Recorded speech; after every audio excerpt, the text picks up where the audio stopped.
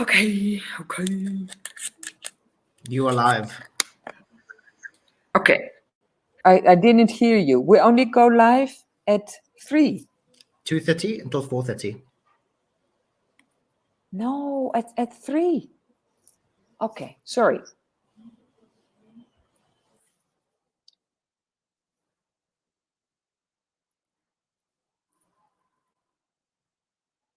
Okay, wonderful. Good afternoon, everyone. Apologies for the delay. I thought the start time of the webinar was at 3 o'clock, so I was just busy getting everything ready. Let me quickly share my presentation with you. Can you hear me, Derek?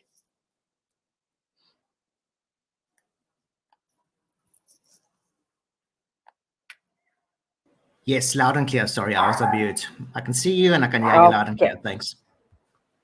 Great. Okay, wonderful. So once again, apologies for the confusion. I thought we were starting at 3 o'clock. But welcome everybody to this Oxford University Press webinar on professional development for digital learning. This is webinar 1 in a series of 5. And the topics that we'll be discussing over the next, about 6 weeks, I think, include this one, which is professional development for digital learning. The second one will be hosted next week. We'll be looking at online tips and tricks. The third one, we're looking a bit deeper into Bloom's digital taxonomy. I'm sure we all know Bloom's, and we'll be taking a deeper look at how Bloom's has moved from how the digital education has made Bloom's more digital as well. So these days we talk about Bloom's digital taxonomy. Webinar number 4 will be looking at the 21st century learning skills and the key 21st century learning skills. And we're most specifically looking at, as what I'm sure you all know, the 4 C's. So that's communication, collaboration, critical thinking, and creativity. But let's start now with the first one. Please note that we ask you to complete the workshop attendance register. You can either copy and paste this URL or type the URL into your internet browser, or you can scan the QR code that you can see on the right here. And to make sure all participants that complete this workshop attendance register, as well as the workshop feedback form that I'll show you at the end of the webinar, you will receive a certificate of attendance via email.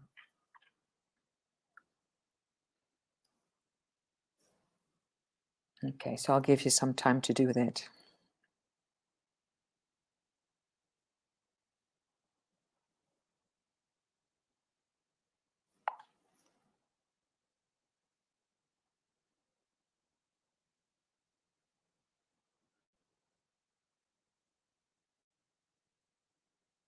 Okay, are there any questions about this?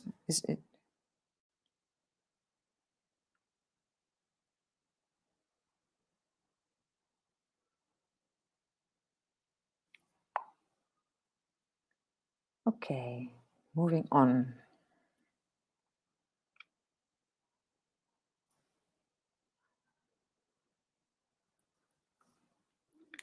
So today in the webinar, we'll be talking about the training objectives first, then we'll have a short icebreaker. After that, we'll look at a short video about Oxford EduZone. And then we'll delve into the main topic of today, which is the Department of Basic Education Professional Development Framework for Digital Learning. We'll do a quick reflection. Then we'll look at the TPACK framework. I don't know how many of you already know the TPACK framework, followed by a short video of TPACK, and then we'll do an activity on it. Last element of this webinar today is the teaching change frame, where we'll close down with you plotting your position on this teaching change frame, and that's something that you'll be taking forward with you over the next few weeks. And then we'll have our closure. Okay, are there any questions on that? Let me quickly move between my slides and the overview of the webinar. Okay, I can see I haven't seen any question yet, so let me move back to my presentation.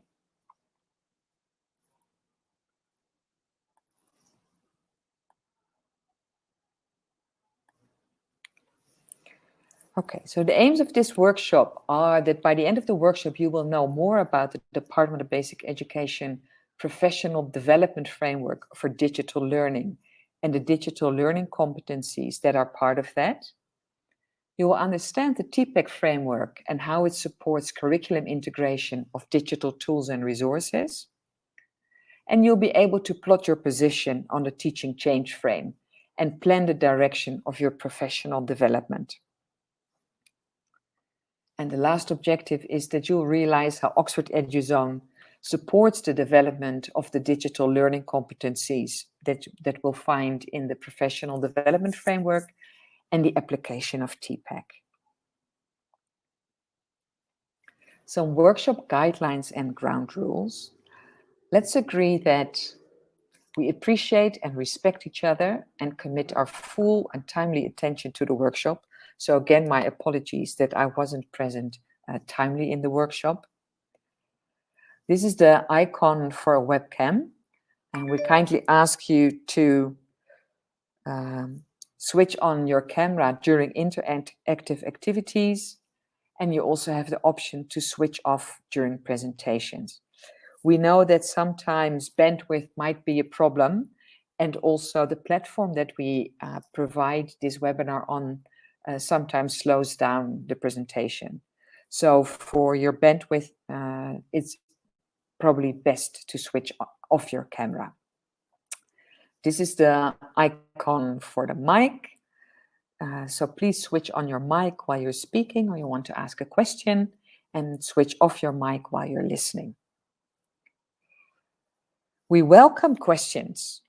You can put them in the chat, or you can raise your hand. And then we'll ask you to ask your question, Russ. We always say that mistakes are welcome, especially in digital learning, because by allowing for a mistake, we will learn. All the materials presented are made available. If you look under the handouts, you will already see that we've uploaded some materials there. So we also allow some time after the webinar for you to download these. And most important for today, let's have some fun. Okay. So first of all, let's do an icebreaker. How are you feeling today? And we've specifically asked this because COVID-19 and school lockdowns have forced many of us to fully embrace digital education. So if you now think back over the past 2 years, and I think it's about 2 years now that we had the first school lockdowns and suddenly we all had to go digital. And it went from there, from school lockdowns to rotational schedule. If you think back about that time period, how do you think when you realize the roller coaster ride of these past 2 years that you've been on? So kindly ask you to go to the chat, and there in the list of emojis, choose the one that best represents how you feel.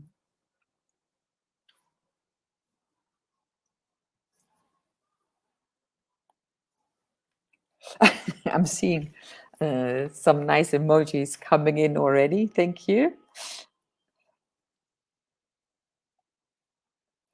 Is everybody able to find the emojis in the chat?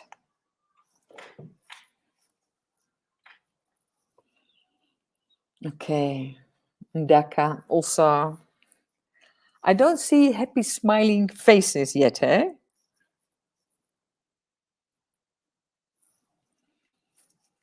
Who else? Can I have some more feedback from people?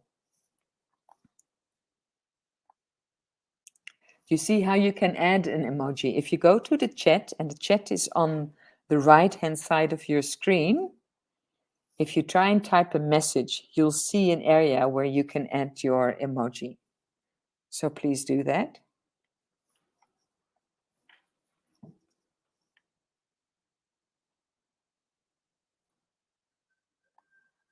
Okay, well, thank you. But we've got another way of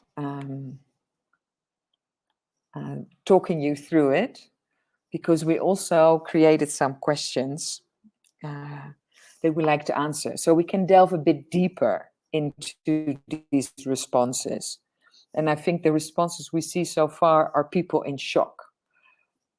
So we delve a bit deeper into that, and then we say, so if you think about embracing digital technology in teaching and learning, we say, are you sinking or swimming? And it's again back to, I feel like. Do you feel like you've dived in head first, and do you feel like you're in the water but just floating along? Do you feel like you're drowning? Or do you feel like you're a confident swimmer? So I'm going to ask you to put in your answers, please.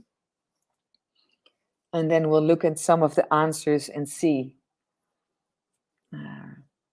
how people feel. So I see two people have responded. They say they're drowning.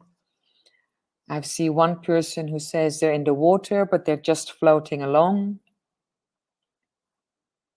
Can I please ask everybody to answer the poll, to answer the question?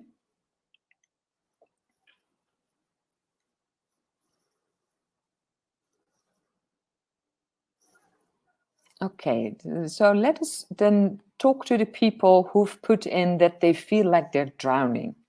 Do you want to share a bit more with us on that? So either please put on your mic and share it with us in the session, or put it in the chat. Why do you feel like you're drowning? Because that sounds like a serious situation to be in.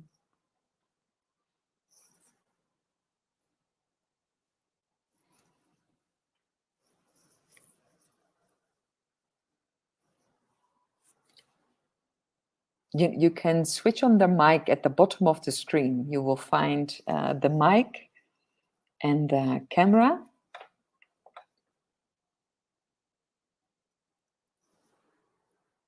Or you can put your answer in the chat. Maybe Catherine wants to share something.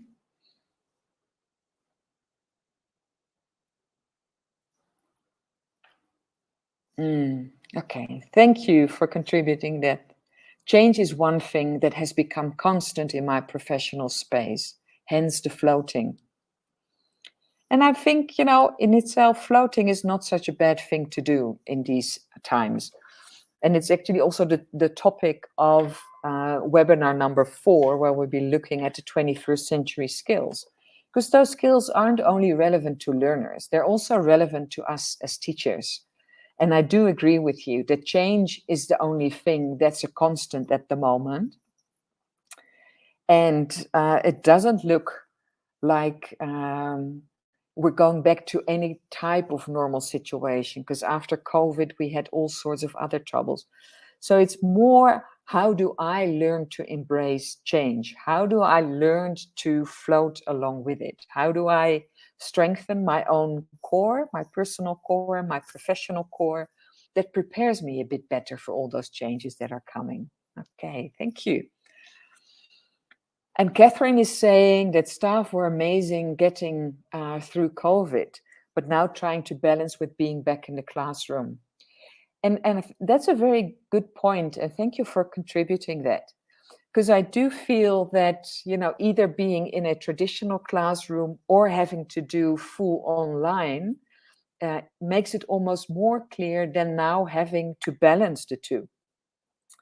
And that's also a topic that we'll be dealing with in the next session, because then we're looking at online tips and tricks, and we'll be talking about how do you manage transactional distance? How do you manage also between synchronous activities and asynchronous activities? Yes, that's what you're saying, Catherine. And I think that's exactly the topic of next week, where we're looking at how do you balance between in the class and online. Yes, it's worst and it's asking a lot of you. And that's a bit what we always say, people are great at multitasking, but actually we're not. Multitasking is not something that a lot of people can do. You need to be able to focus, and that makes it complicated. Thank you so much for contributing that. I think it's very helpful for us in this session to be sharing your feedback like this. Okay, let us go back to the presentation. Let me check my window. Okay. And there we go again. Okay, thank you. So this is the part we've managed now. We always like to start with a quote. And although we are talking about technology in this session, and we'll be looking at, for example, the Oxford EduZone platform, we like this quote from Christopher, I don't know how to pronounce his name, Deed, who's a professor of learning technologies at the Harvard Graduate School of Education. And he says, don't start with the technology. When you start with technology, it's a solution looking for a problem. And that's often it. It's just because the technology is available doesn't mean that it really is going to improve our teaching, because we actually need to look at it the other way around. How do we want to be teaching, and which digital tools and resources are the best ones to use on this platform for this specific strategy that we will be employing? So we talk about that a lot more in detail. But what I want to do now, and Derek, have you uploaded the video? I wanted to start the video of Oxford EduZone. Yes, I have. Okay, great. If you stop sharing here, and if you then can start the video for us, please.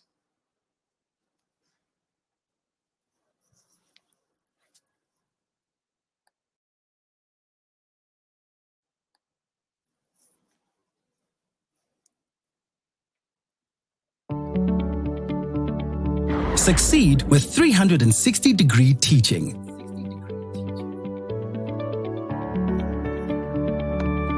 Oxford EduZone is a digital platform providing learners, teachers, students, and lecturers with an easy way to keep ahead and succeed.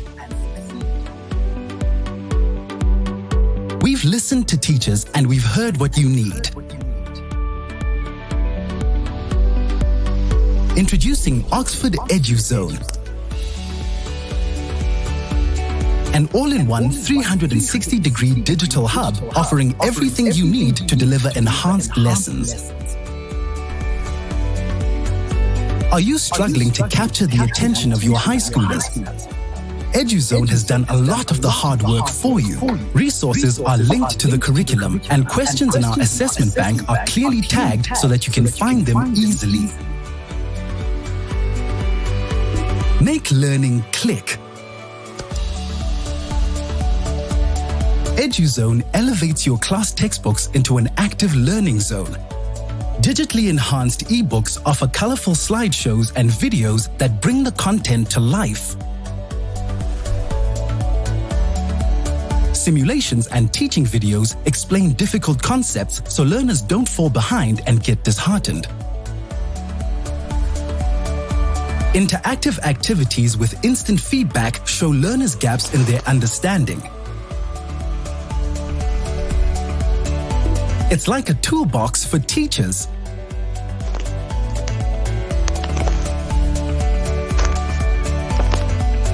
Get instant access to assessments and study material.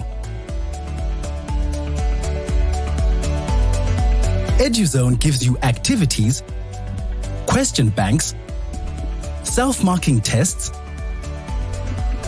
formative and summative assessments, and targeted assessments to allow for plenty of practice and remediation. Formative and summative assessments and targeted assessments to allow for plenty of practice and remediation. Bring the world to your classroom. Do you know exactly how each one of your learners is doing at the touch of a button? EduZone gives you detailed feedback on your learners' progress. EduZone even helps learners keep track of their homework across different subjects. You'll never have to hear, "I left my book at home" or "school" again. Be the best teacher you can be.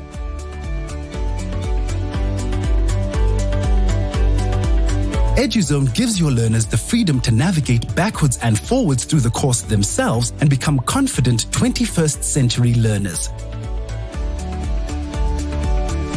Join the future of teaching. Contact Oxford University Press today or simply Google Oxford EduZone for more info.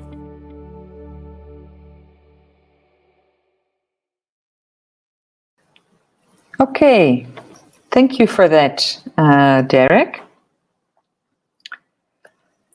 And welcome to the people who are now just joining in. Derek, if you have a minute, I get feedback from Koketso and Tokozile that they're trying to enter the webinar, but they get feedback messages that are saying server initializing. Okay, thanks, Jessian. I will chat to them on email. I forwarded to you on the WhatsApp group. Oh, fantastic. Thank you. Okay, great. Thanks. Okay. And then while we're here, so I also see the message from Lile, I hope I pronounced that correctly, who says, "I want to upgrade myself to digital teaching, but resources at hand don't allow." I don't know in what sense they don't allow, Lile, but we'll be talking about this a bit more, so that it also makes sense to look at what resources do you have available that you can use in teaching and learning. So let us continue to the presentation now. Okay. We've looked at the video.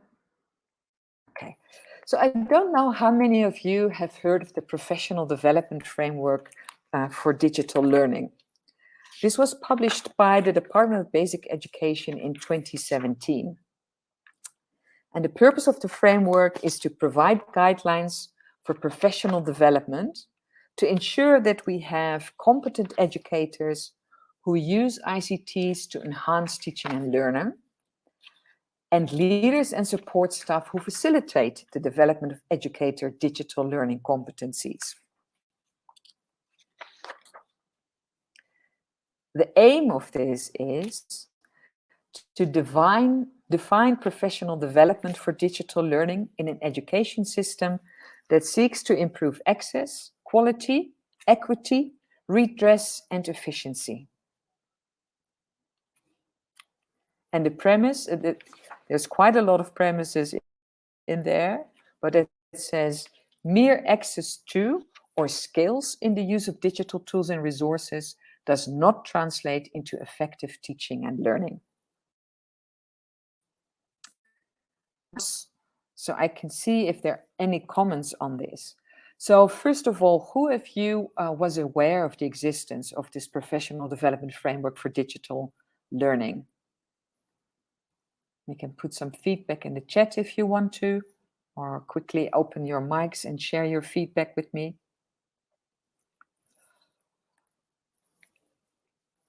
So under the handouts, you'll find the full document that was published by the Department of Basic Education. And I'm sure it will make for interesting reading. I think it's a great framework. But I often find if I talk about this with educators that they are not aware of this and they've never seen it before, which I think is a shame. So I'm very happy that we've got the opportunity to share it with you in these webinars. Okay, let's continue with the presentation.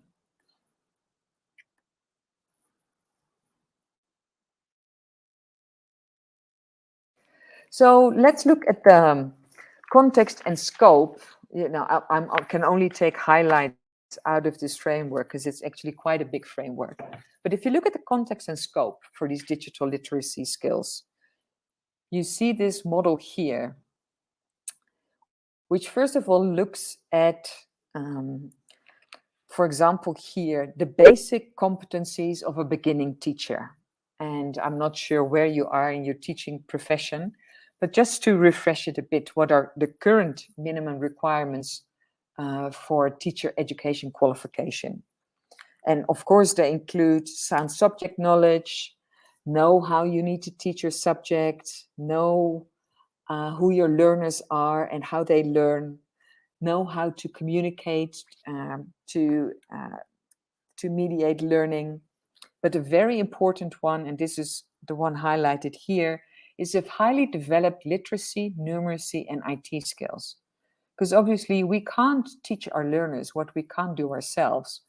That goes for literacy, it goes for numeracy, and IT skills have been added into the mix.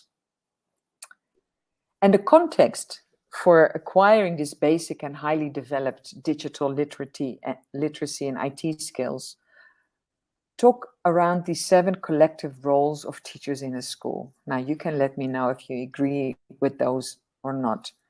So the DBE looks at the 7 collective roles of teachers as a specialist in a phase, a subject, a discipline, or a practice, a learning mediator, the interpreter and designer of learning programs and materials, leader, administrator, and manager, scholar, researcher, and lifelong learner, assessor, and a community, citizen, and pastoral role, which I think, especially in our South African context, is very relevant.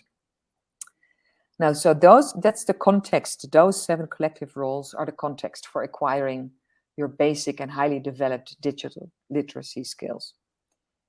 And then the scope of activity for applying digital literacy skills is looking at the digital learning competencies. So that's looking at professional growth, that's looking at curriculum focus, and at leadership. So those are the digital learning competency areas that the framework looks at. Now, before I continue to this slide, I want to quickly check with you whether you're all still with me. I don't know if any new questions have come in or that you want to ask something. I hope everybody is aware that if you want to ask something, you only have to unmute your mic and then you can share that with me. Okay, thank you. And we continue to the presentation.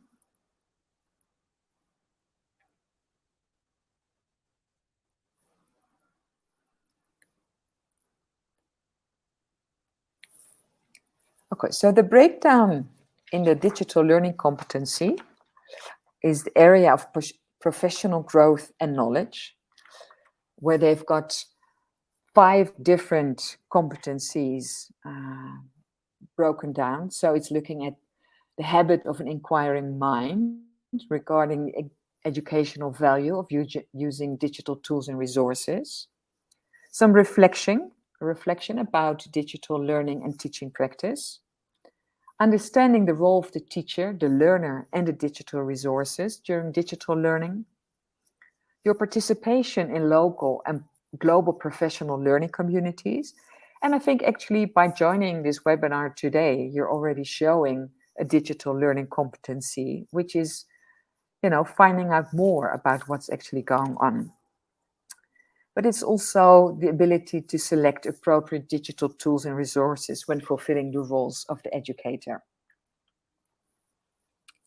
The second area was curriculum focus, and that's knowing how to integrate digital tools and resources so you can enhance learning objectives in different learning environments. It's helping learners develop their global awareness and understanding of using digital communication and collaboration tools. So that's also making them aware of what's happening on social media and how they can behave there and what an online presence can be. Another area is how to transform learning through innovative use of digital tools and resources, enhance class management, assessment, and feedback processes through the use of digital resources. And I think for us as teachers, especially around assessment areas, digital can make our lives so much easier because there are systems around that can auto mark assessments for you. And an area is how to integrate learner skills development in terms of digital literacies with curriculum-based learning. And the third area is our leadership role as teachers. How do we demonstrate our commitment to the vision for digital learning, not just in our school, but also in our districts and in our province? Accept our responsibility for planning and implementing digital learning at the school, and initiate peer support and collaborative workplace learning. I don't know if there are people amongst you who currently already participate in groups where we can assist each other to embrace digital learning.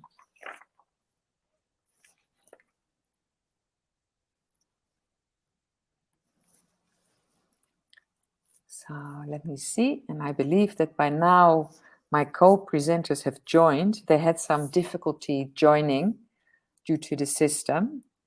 So Koketsa is available at the moment. Koketsu Moropana, and I think we're still waiting for Tokozile. But in the meantime, let's see what you've picked up so far from what I've just been sharing with you. And I'm looking at the poll, and I'm going to ask the questions from you now.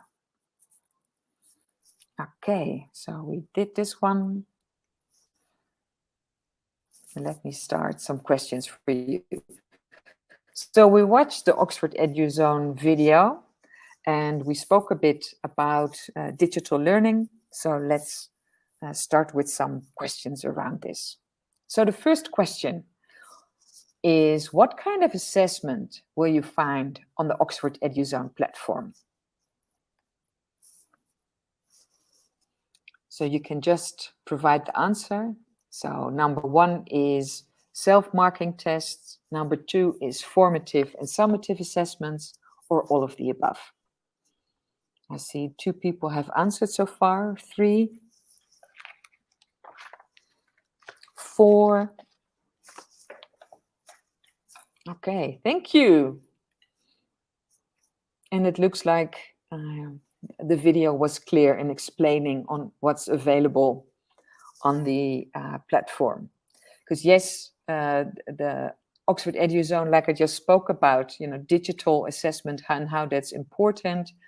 Oxford EduZone platform will assist you by that. We'll have self-marking tests and formative and summative assessments. Okay, well then, thank you. So we'll close this one and we'll move to the next question. Okay.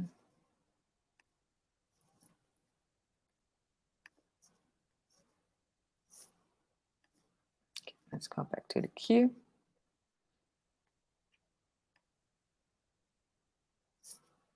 The next one. Which of the following features are part of Oxford EduZone? Quizzes and simulations, study materials, or all of the above?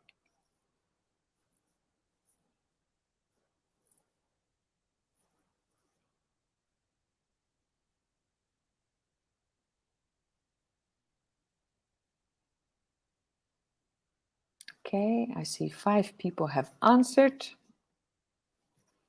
What happened to number 6? Also looking forward to seeing your answer. Great, more answers are coming in. And it's actually the same answer as we did the last time. On Oxford EduZone, you'll find both quizzes and simulations and study materials. And those study materials are not just the Oxford University Press books and study guides, but you can also upload your own material there to share with your learners. Great, thank you. Let's move to the next one. This is the last question on Oxford EduZone before we move on to the development framework. Okay, true or false? On the Oxford EduZone platform, content is available both online and offline. And this actually goes back to you, Catherine, when you talk about having learners both online and in the classroom available. Okay, answers are coming in.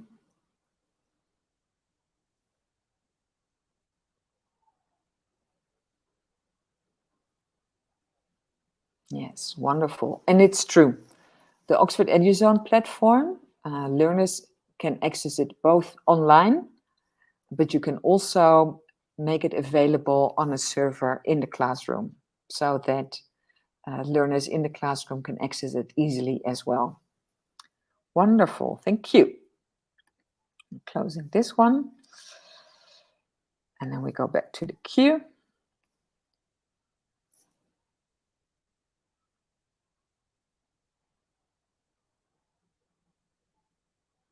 Okay, next question. Thinking back of the framework that we just discussed, what are the 3 competencies that we showed, the 3 digital learning competencies? Number 1, professional growth and knowledge, curriculum focus and leadership. Number 2, skills development, curriculum design and management. And number 3, administrative roles, curriculum interpretation and professional development. Which were the 3 areas of digital learning competencies that we've just discussed?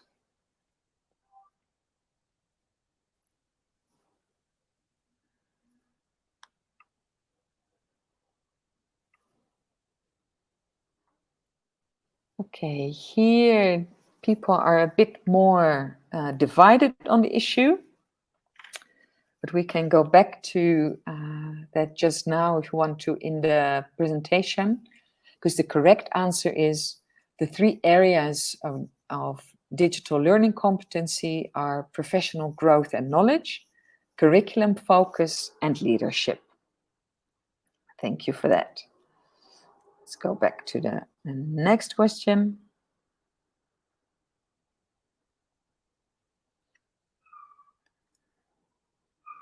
And if we now think of these digital learning competencies and Oxford EduZone, which area, which digital learning competency do you think that Oxford EduZone most supports? Is it professional growth and knowledge, curriculum focus, or leadership?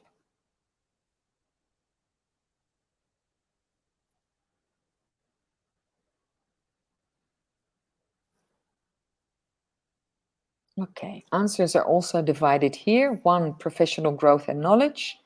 And on number 2, curriculum focus. And I think in itself, professional growth and knowledge is not a wrong answer, but it's mainly how you integrate ICT in the classroom for your learners. So the correct answer would actually be curriculum focus. Thank you for that. And we're moving to the last question.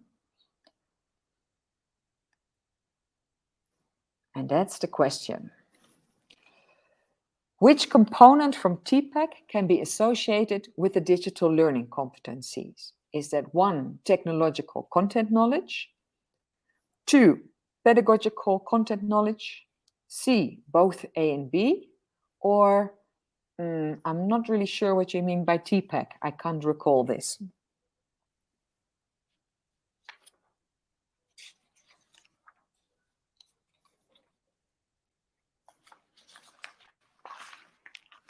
Okay, I've got answers coming in both A and B.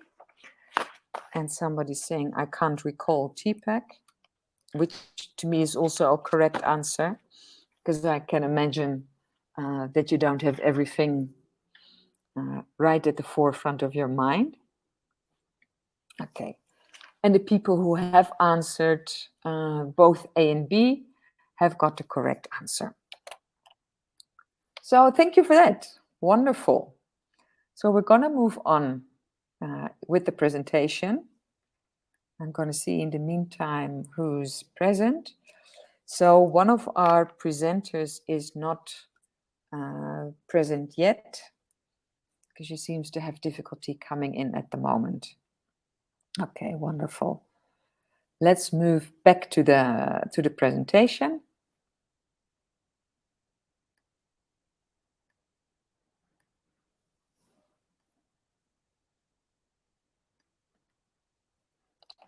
Okay, so these were the competencies, the reflection we've done now. So now we're delving a bit deeper into curriculum focus and knowledge areas. So knowledge framework for curriculum integration of digital tools and resources, which is obviously useful when you start looking at how would I integrate a platform like Oxford EduZone, for example. So in the framework, 3 knowledge areas are put out. So we've got knowledge of subject content, so-called content knowledge. We've got knowledge of how to lead learning, which is pedagogical knowledge. And we've got knowledge of the potential of technologies for learning, which is technological knowledge. And these all come together into the TPACK framework. Can I briefly pause here and ask people who is familiar with the TPACK framework?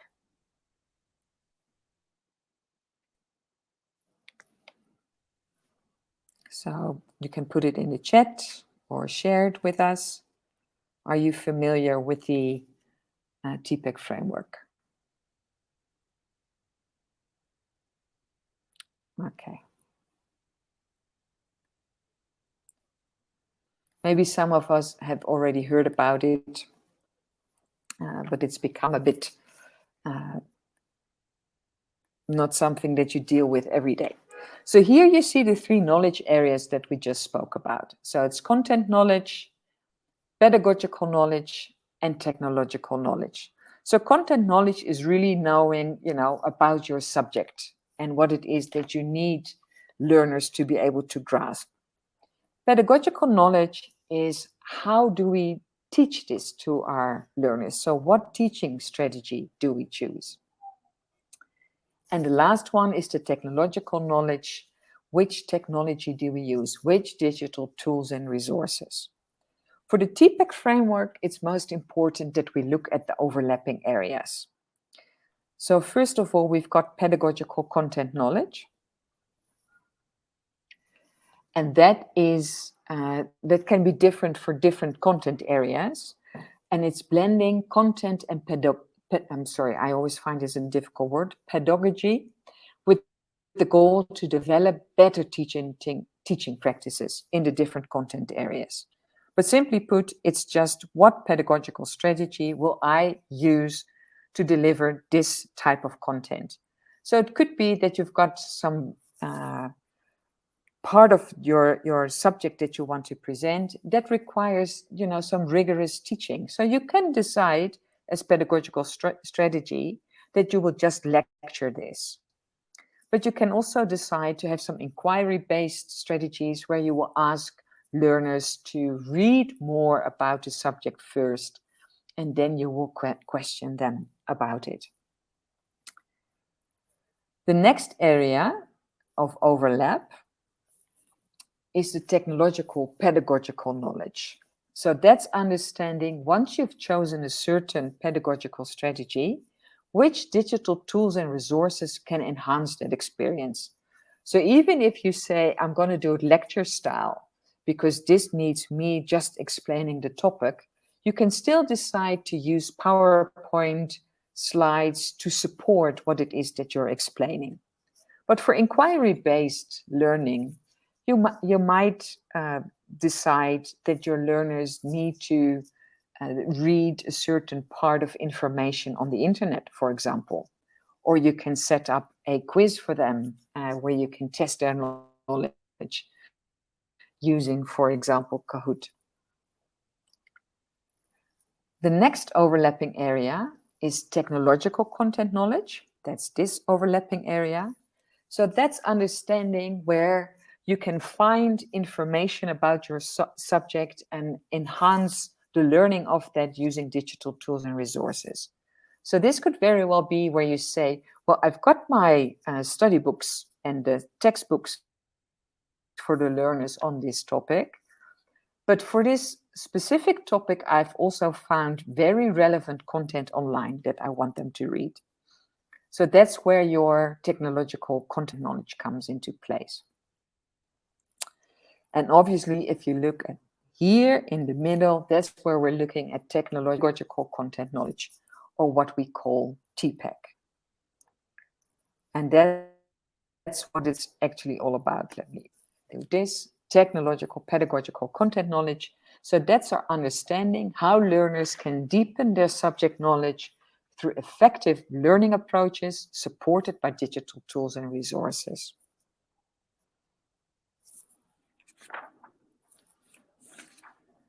Are there any questions around this? Because I understand it is quite a bit of information to process. Are we all clear on what we're explaining here?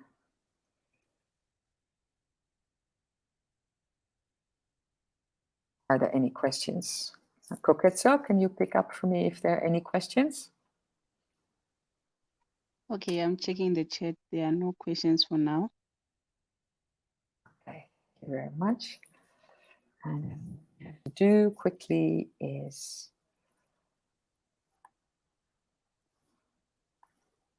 okay.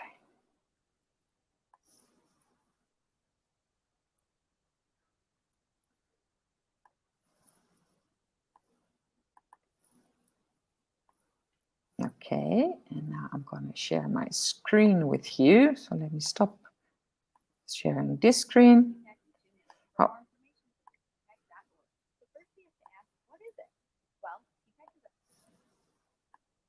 I'm going to share a quick video with you, but please share with me if you can hear the sound. Okay.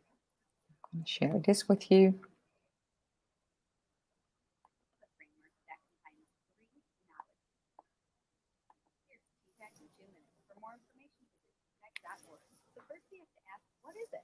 Well, TPACK is a framework that combines three knowledge areas: our technological knowledge, content knowledge, and our pedagogical knowledge. And it looks at how they work together to increase student motivation and to make the content more accessible to students. The subject matter we're teaching, like ecology, music, algebra, health, geometry, or art history. Succeed with 360-degree teaching. Every teacher has tools, so let's put them to use. Are we going to be using direct instruction? Will this be inquiry-based, group discussion? How are we going to make the content more accessible by the way we present it to our students? Then we look at selecting the appropriate technology because it's the partner. What tool will we select to make the content more accessible to the students while supporting the pedagogical strategy which we've identified will help to deliver this information to students? We must identify those support features to really help us use technology to reach our outcomes. As we understand them individually, we can start to see overlap. Our TP knowledge allows us to understand or make the content more accessible. Our TP knowledge allows us to identify the affordances of pairing the appropriate technology to the content. And our PC knowledge allows us to identify the affordances of pairing the appropriate pedagogical strategies with the content. TPACK comes from the overlapping in that center spot, or as we refer to it as the sweet spot, when all three knowledge areas work together. It's crucial to remember that surrounding this is the context that's you and your students. This may look differently when you walk in the classroom because at the heart of TPACK is me students.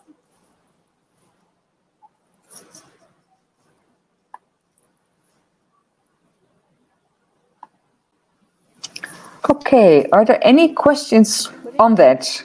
Oh. Are there any questions on it? I hope that you were able to watch and listen to this video. Josine, some teachers are saying the video was slow. Was slow, and okay. so- Slow or soft? Okay, soft in a way. Okay, okay, that's fine. So I'm gonna upload another video, so you'll be able to see that. Because, okay, wonderful.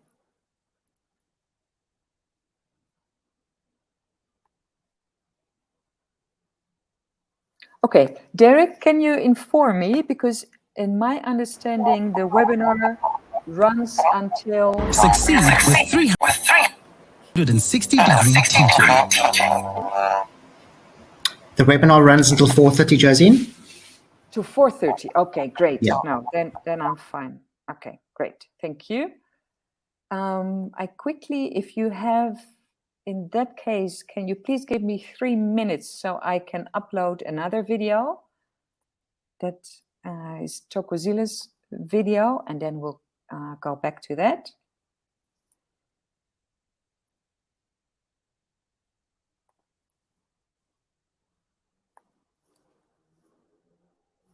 Okay, I just see a message from Toko that it's uploaded.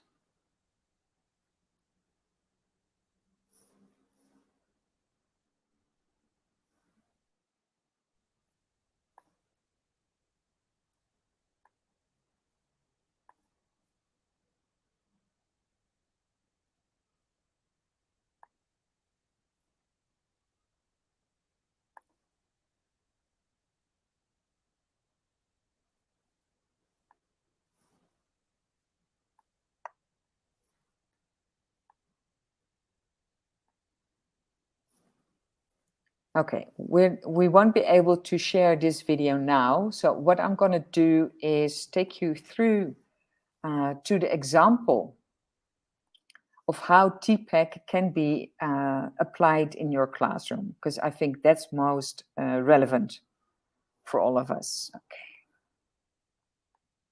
let's go back to the presentation.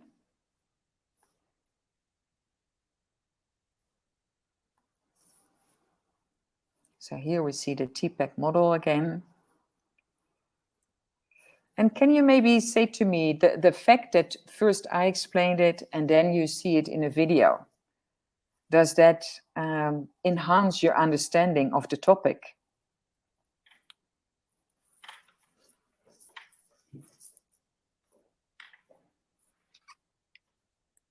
Koketsu, is there any feedback coming in? Not yet. Okay, thank you. Maybe it helps if we talk about an example. So this is where we'll be looking at TPACK in action. And in this case, we're looking at life sciences cell anatomy. So a traditional approach in the classroom could be that you walk through the cell's anatomy and the basic functions of each organelle, and you reference the diagram in the textbook to your learners. So all the learners sit with their textbook open and you'll just take them through it. You could then break the class into small groups. So you're going to do some group work as your pedagogical strategy, and you task each group with labeling their own diagram of cell anatomy and researching a single process to present to the class later on. And then the last step is that each group presents the cell process that they've researched to the class. So this is when you're working in a traditional classroom setting without the aid of digital tools and resources. Now, how would life be different in this life sciences classroom when you choose the TPACK approach? What you can do is show learners simulations of the animal cell anatomy from your Oxford, for example, your Oxford EduZone library, while you explain the processes that take place with each anatomy. So, for example, on the Oxford EduZone platform, in your life sciences book, you can have these simulations play out for the learners on their screens. You can still break the class into small groups and have them collaborate on completing a check for understanding quiz. So quiz, as we've seen in the video, is also something that you can set up via Oxford EduZone. And in that quiz, you can include an interactive question that provides a diagram of a cell with blank labels, and it requires learners to drag and drop the proper labels in place from an answer key that they use.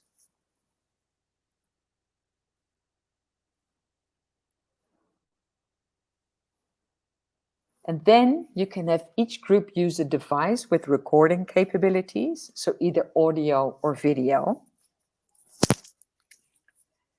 And each group member, so each learner, chooses which organelle they will personify, and they'll record each other, explaining who they are as the organelle that they've chosen and why they are important for the cell. So actually, this creates a lot of fun with your learners. And think back to what it is our role is also to introduce our learners to embrace digital skills and capabilities. So videoing or audio recording each other also already adds those digital capabilities to them. And you can then have them upload this video or this audio to Oxford EduZone or to, for example, I don't know if you know, do it on a Padlet or another place where learners can then watch each other's videos in their own time, and they can leave their comments, which then teaches them how to provide feedback to each other. Okay, so this is an example of TPACK in action. But this is talking about life sciences, and I understand not all of you will be life sciences teachers. So what I want to ask you to do is to move into breakaway rooms. We'll break up the group. We'll leave you in there for some 8 to 10 minutes. And then we'll ask you to discuss with the group about 3 examples of how you would teach a topic in your subject using the TPACK approach. And specifically think about how this will be different from how you would traditionally teach. And then with your group, select one of the examples discussed and present that in the plenary session. So we'll be open the breakaway rooms for you. Okay, Derek, could you please assist with that? Because I don't see the breakaway rooms here.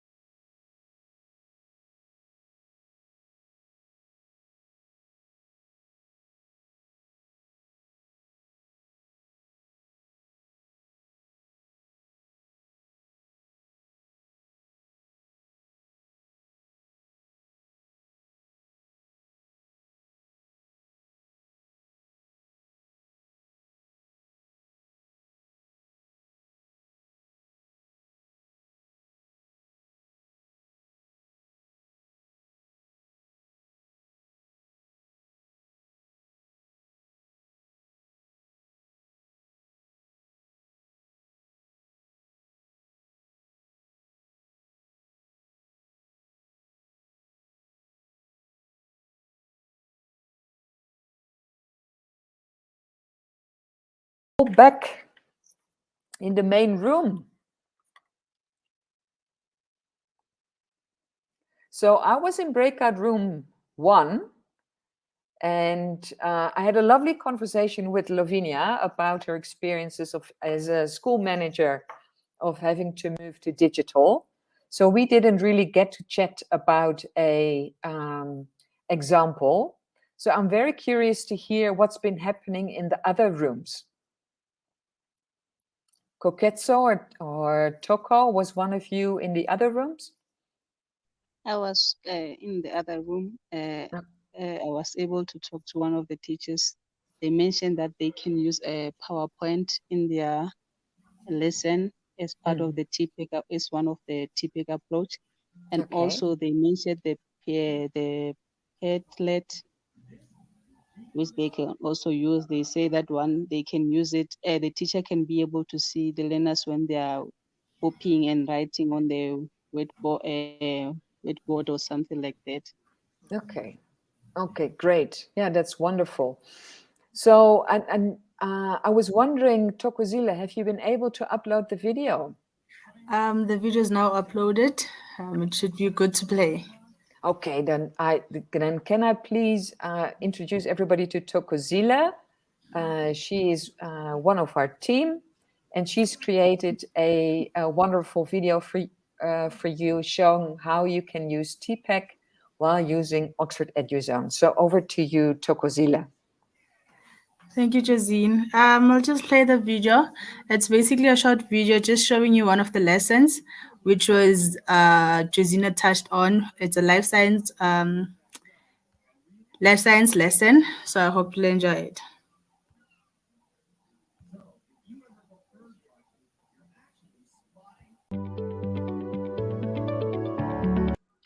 That's the Oxford EduZone video.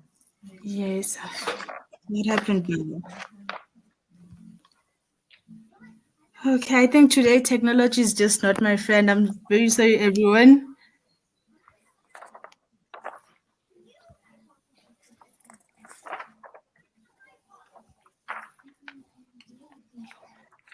Okay, it seems like it didn't add. God. No, it's not up here. It's fine. Then No, we'll but just got it now. okay.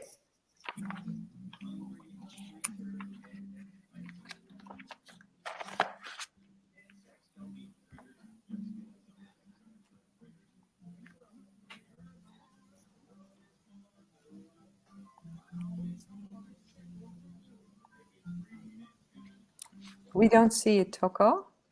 It's upload. Let's have a look at how TPACK plays a role in making the lesson more interactive. Now here in front of us, we have Oxford EduZone, and we're looking at the dashboard. Now in the dashboard, that is where you're going to be working as a teacher. We have various tabs that we work on, and under learning content, that's where you find your library. Now in the library, that's where you find your textbooks. EduZone caters for different subjects, and you find textbooks for all the subjects and grades that they cater for. In our case, we're looking at Life Sciences, grade 10.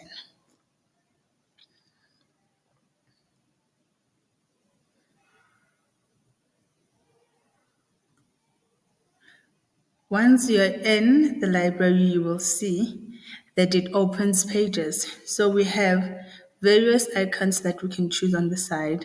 And when we check on the contents, you will see it gives you the contents of the textbook. Now, what we want is the topic that we're working with, and we're looking at life at molecular, cellular, and tissue level. That is strand 1. When you click on the plus sign, you will find the different topics or the subtopics that fall under the strand.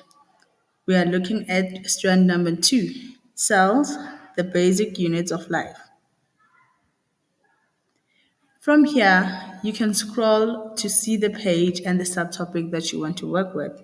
In our case, the page that we're looking for is page 61. You can go through the pages with your learners, and you can have discussions about them. Once you're satisfied with that, you can also watch a video. This video will detail more about the cells. So we have a video about the plant cell that you can play for the learners to help with their understanding and give them some visual material.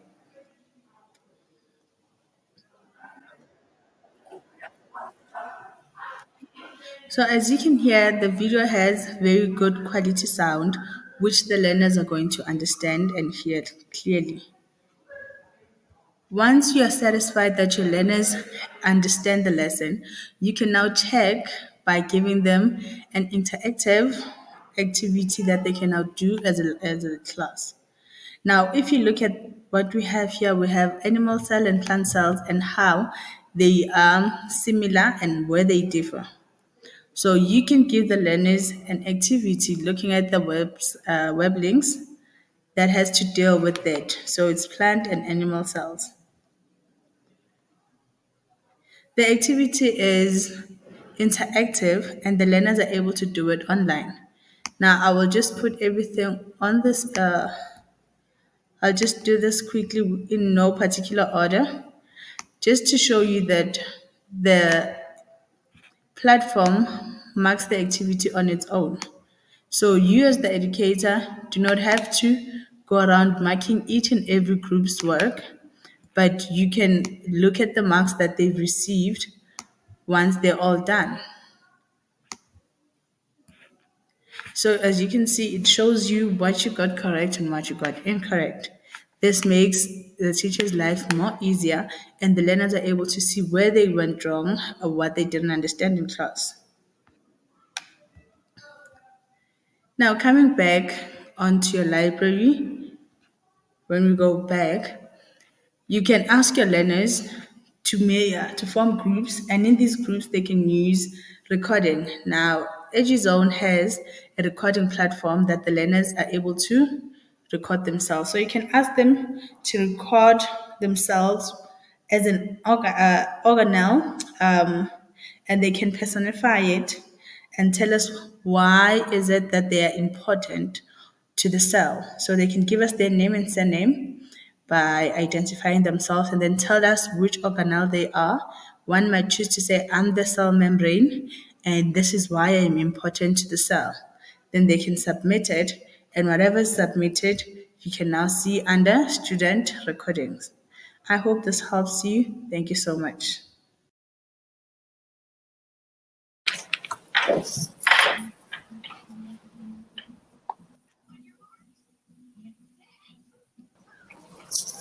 Okay, wonderful, Thokozile. Thank you for sharing that. Are there any questions people have for Thokozile on the video or on this specific topic?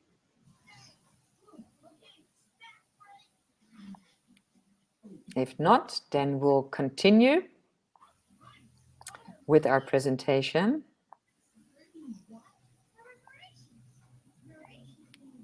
Okay. Can I please ask everybody to mute their mics? Thank you. Okay. So here we have some more examples that you'll also find in your participants manuals and in the slides that you can download. So that's a reminder. On your right-hand side, you will find handouts. There you can download both the presentation and the manual, as well as the DBE framework. So we're moving into the last part of this presentation. So that's looking at the teaching change frame, which is also an important part of the DBE Professional Development Framework. So if you look at the framework, the change frame, it has got 4 quadrants where we look at teaching, learning, digital teaching, and digital learning. Now, teaching talks about limited use of digital tools and resources, and also potential limited by pedagogy. So if we talk about it, maybe that makes sense to you. This is where we're talking about teacher-centered learning. If we look at this quadrant, then we're talking about learning. We talk about limited use of digital tools and resources, but it's amplified by transformative pedagogy. And transformative meaning that it's become much more learner-centered. This top quadrant here, we're talking about digital teaching. So you're making effective use of digital tools and resources, but the potential might still be limited by pedagogy. And here we've got digital learning, which offers effective use of digital tools and resources amplified by transformative pedagogy. So it's actually learner-centered teaching enhanced by effective use of digital tools and resources. So what you probably can also already make up for yourself is that on the x-axis, we're looking at pedagogical strategies. I prefer that word because pedagogy remains a difficult word for me. But what do we mean by transformative pedagogy? So those are all teaching and learning approaches that engage learners in activities that are learner-centered, that challenge their higher order thinking skills. Does that ring bells? Or when we think back to Bloom's taxonomy, where we've got lower order thinking skills and higher order thinking skills. So in transformative pedagogies, we're specifically looking at challenging the higher order thinking skills. It's intent on knowledge building. And these pedagogies encourage learner independence and self-regulation. And it also encourages multiple modes of interactions between learners, teachers, and content. And it integrates assessment as a learning strategy. Are there any questions on this?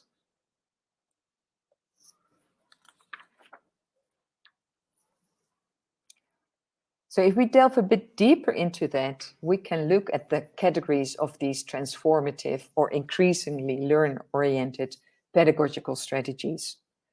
So like I just said, we can look at the order of thinking skills, Bloom's taxonomy, where we move. And actually, if you look in the framework from DBE, you'll find they do it in 4 steps. And we've also broken that down in the participants manual. But for to make it a bit clear, we just say you move from lower order, which is teacher-led, with a focus on remembering and understanding. We move through a couple of steps to higher order, where we end up learner-driven creation and publication of their work based on complex thinking skills. Another element is regulation, and that means teacher dominates, learners are passive. So the learners are not really interacting, but they might be writing their notes. At the other end of that spectrum, we've got learners who mostly engage in collaborative, self-directed and self-regulated activities, and the teacher is a facilitator. So regulation really comes down to these self-regulated activities. And if we think to the 21st century learning skills, which is something we'll talk about in webinar 4, self-regulation is actually very important. So self-regulation includes time management, self-management, having discipline, and much less the teacher who needs to tell the learner what to do.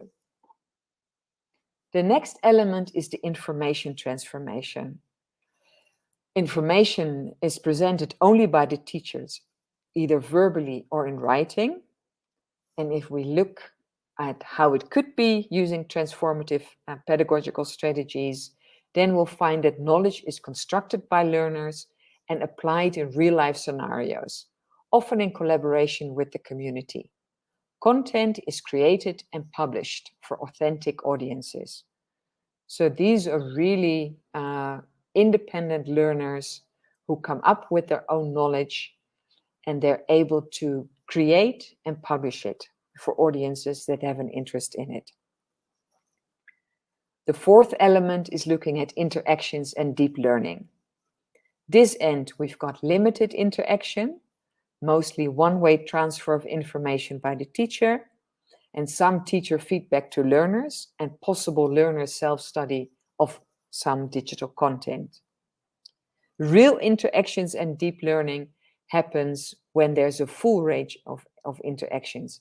So not just between the teacher and the learner, who go into dialogue with each other, but also, and I think that's very important, learner-learner interactions. And that's also something where learners will become more comfortable with collaboration, which is also one of the 21st century learning skills.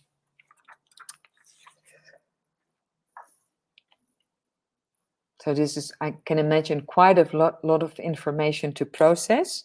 Are there any questions on this? Koketso or Tokozila, are you picking up anything in the chats?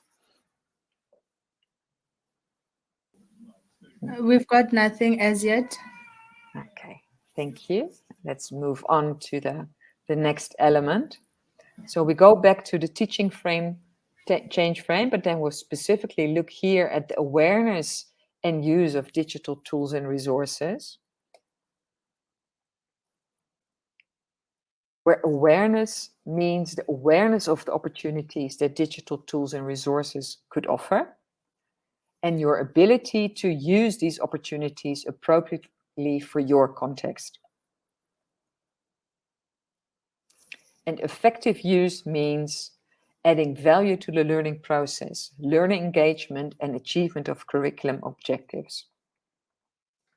And it actually reminds me that I forgot to mention one element of the TPACK framework, which is specifically relevant in this. So let me quickly move back to the TPACK.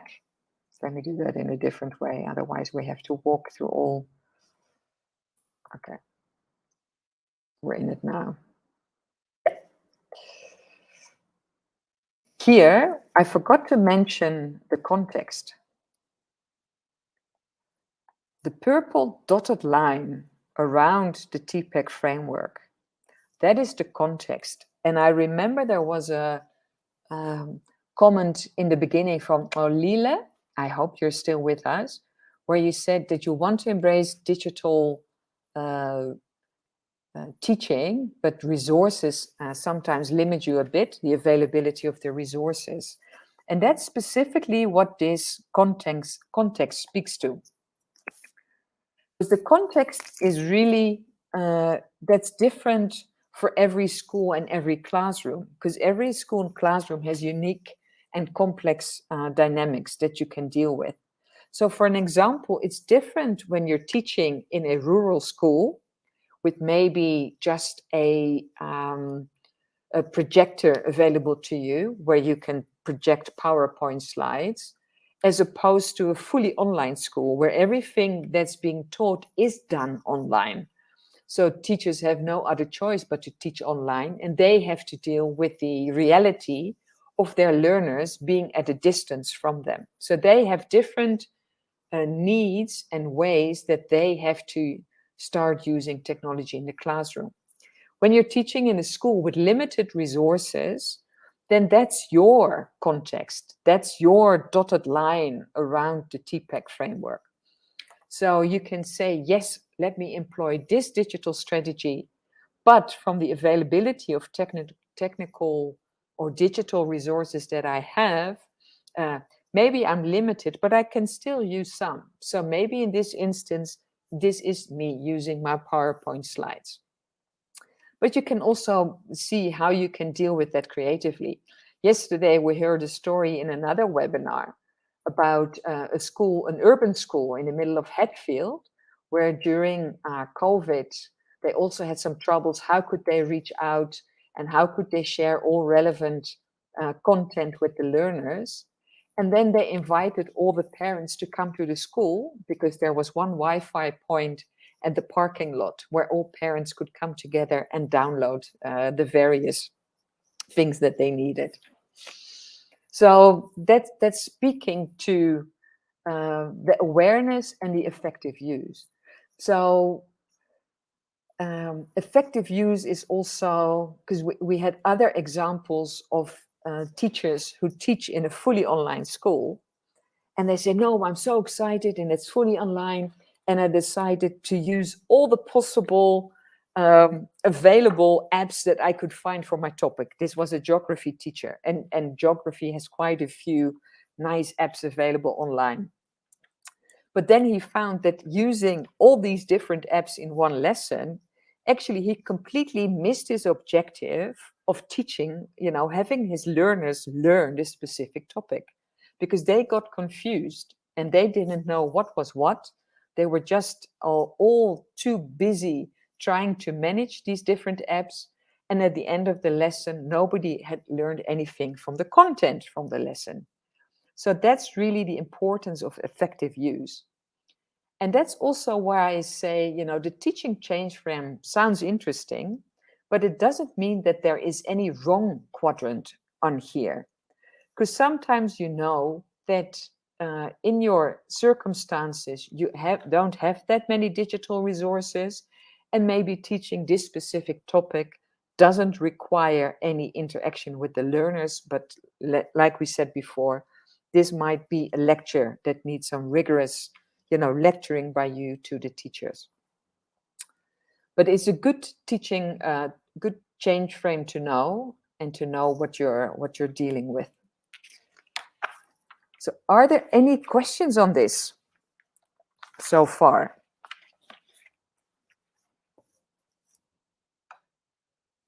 And if there are no questions, can I ask if it makes sense?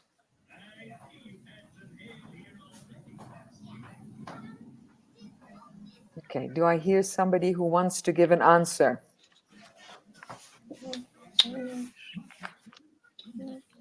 It seems we have no one. Everyone is quiet. Okay.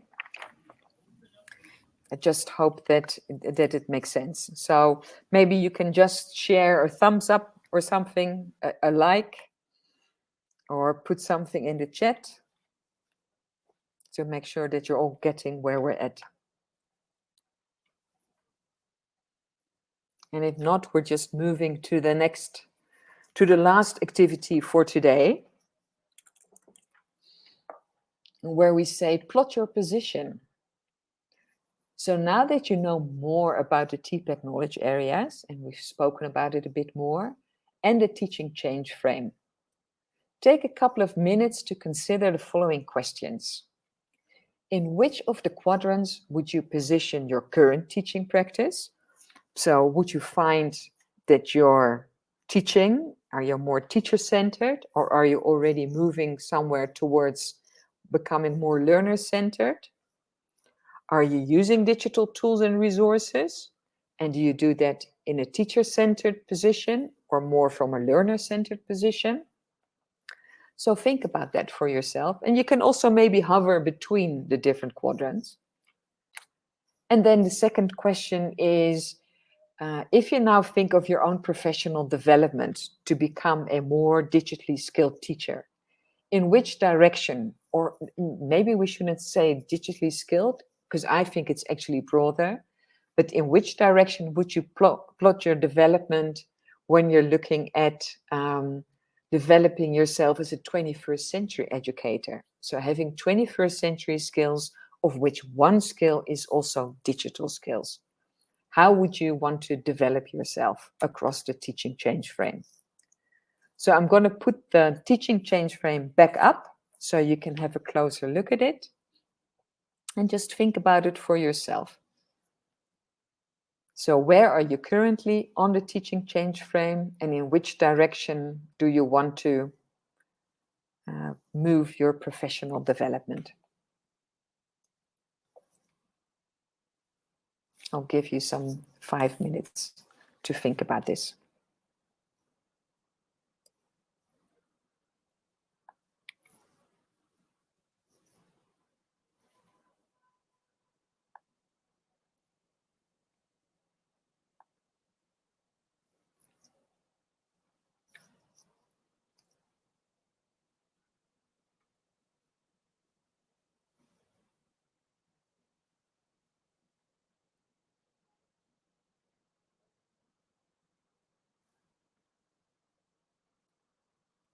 Okay. Maybe I can call on some people to share with us what they think. Lavinia, can I ask you if you have any thoughts on the teaching change frame? And I know that you're not really teaching at the moment, but if you would look at this for your teachers, what you want them to do?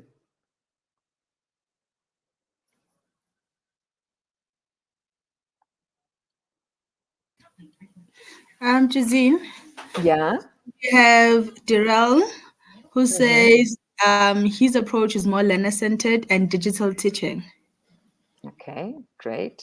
And Lavinia says it's both for 80% of my my staff. So they learner-centered and they're engaged in digital teaching. Is that where you're already at with your school, Lavinia? Or is that where you want to move?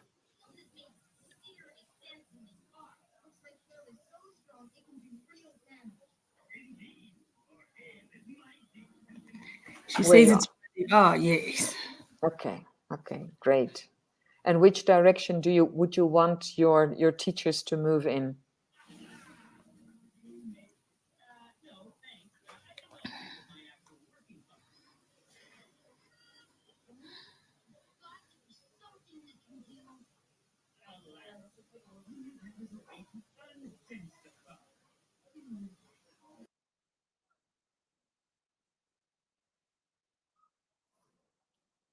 Okay, does anybody else want to share about where they currently are and where they want to move to? Oh, Lila, you put some input in at the beginning where you felt a bit constrained.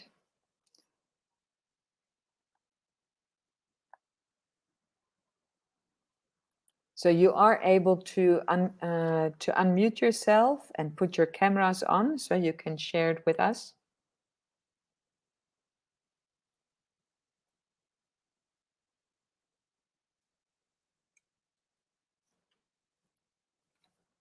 Okay, I don't know if people are not able to switch on their mics and cameras.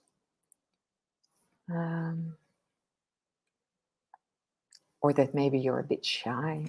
Don't have to be that. We're all teachers amongst ourselves. And we can only learn from you. And we can learn from each other.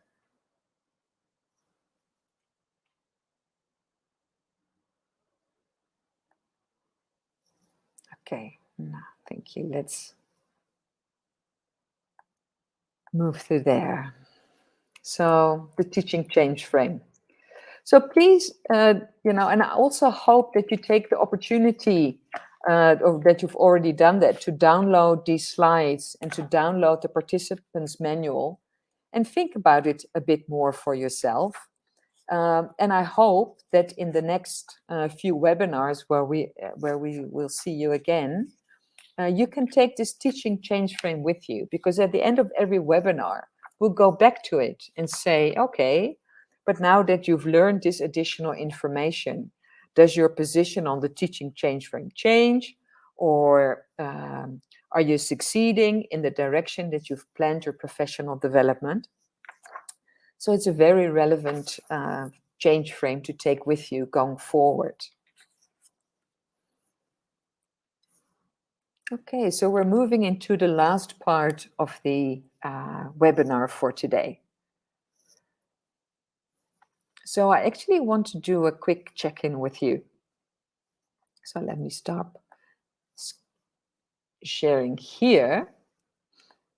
And then we're going back to our polls. Because remember how we started the poll or the day today, where we had the quick check-in and I asked you, do you feel that you're sinking or swimming?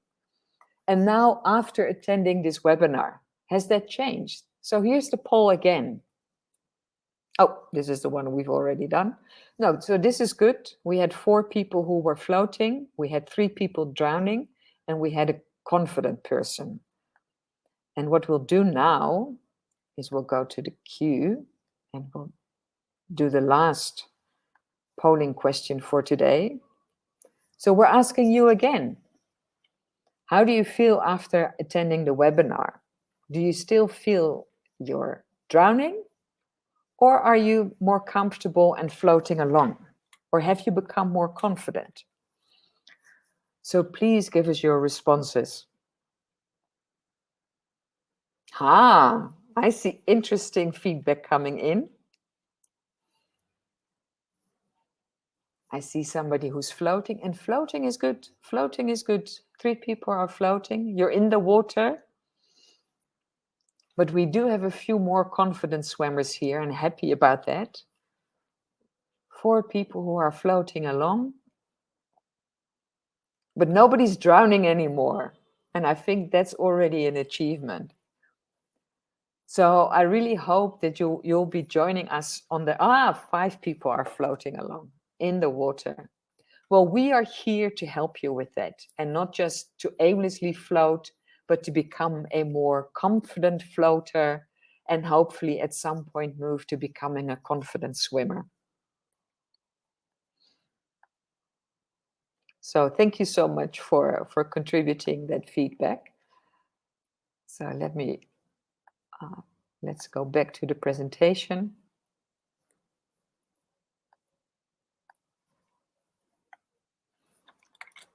So we've been there. Okay, now we do need some activity from you, because we're going to check the training objectives that we discussed at the beginning. So you're very welcome to put your input in the chat. So if you go to the chat, you'll find that you can add an emoji. So we ask you, when you agree, to give us a thumbs up. If you're not really sure, give us a question mark. And if you disagree, you can give us a thumbs down. So with attending this webinar, do you now know more about the DBE Professional Development Framework for Digital Learning and the Digital Learning Competencies? And I'm going to ask Tokozile to check the feedback for me, because I can't see it.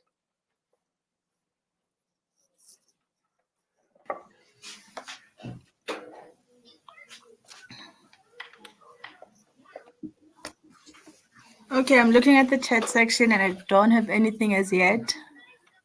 Okay, are we seeing any thumbs up on the side? Because I know there are also thumbs that can be given,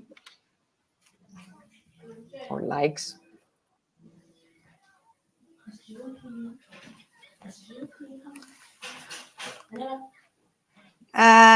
Marley says thumbs up. Derek says thumbs up. Lavinia's hand is up. I'm not sure if she has a question or she says she understands. Okay. Great. Oh, Then, Lavinia says all is good. okay, good. Daryl is raising their hand.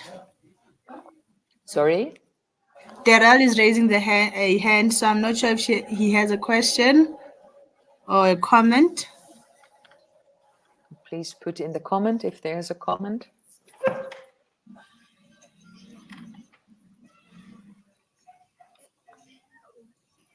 Okay. Otherwise, we're moving to the next training objective we had. Do you understand more about the TPACK framework and how it supports curriculum integration of digital tools and resources?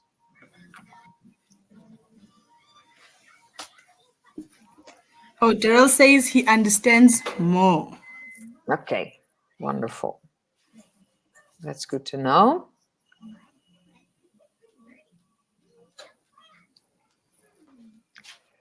Do you recognize your own position on the teaching change frame and the direction of your professional development?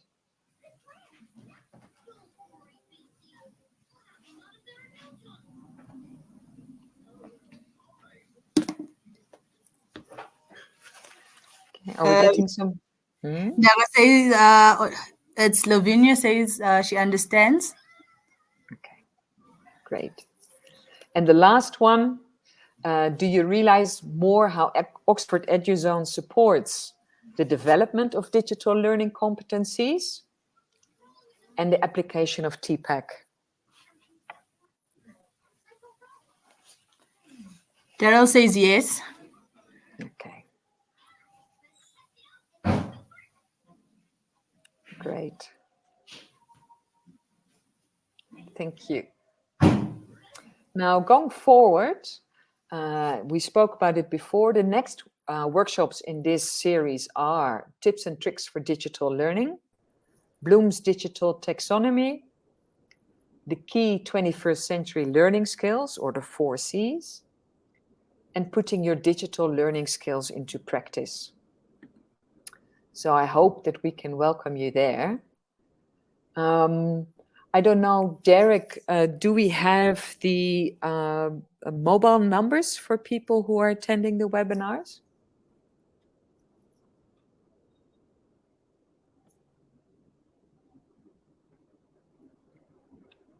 Derek? We do.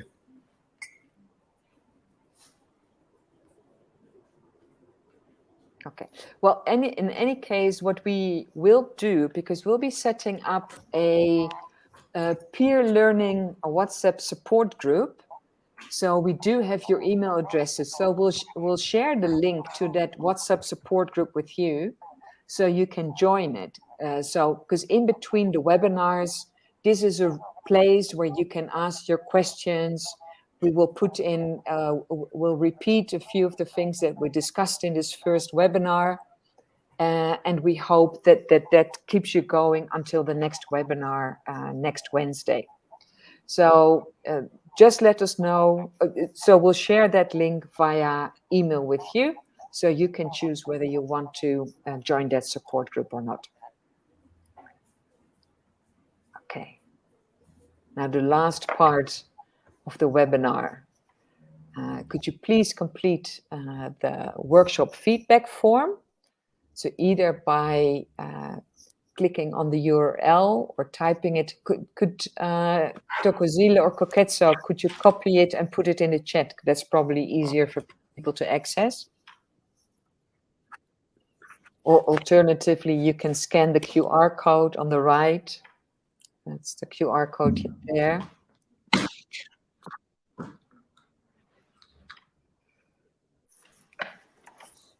So for all people that have completed both the workshop attendance register and the workshop feedback form, you will receive a certificate of attendance via email.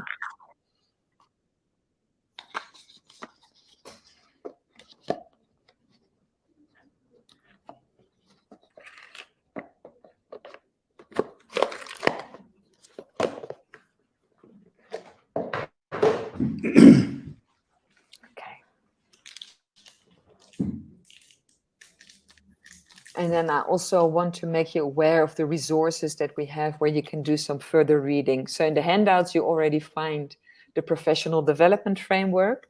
And like I said, as handouts, you can also download the participant manual, which has a bit more detail of the content from today.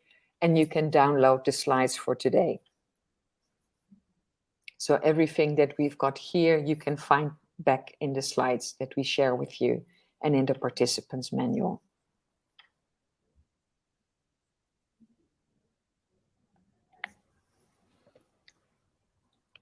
So then I see that we actually close a bit before time. Got some minutes left. I just hope that everybody has had a great experience today, and that you're going to have a good Easter break. For most of us, tomorrow is the last day before we can rest a bit. And we all look forward to welcoming you again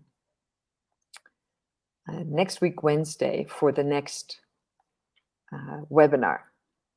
So thank you very much.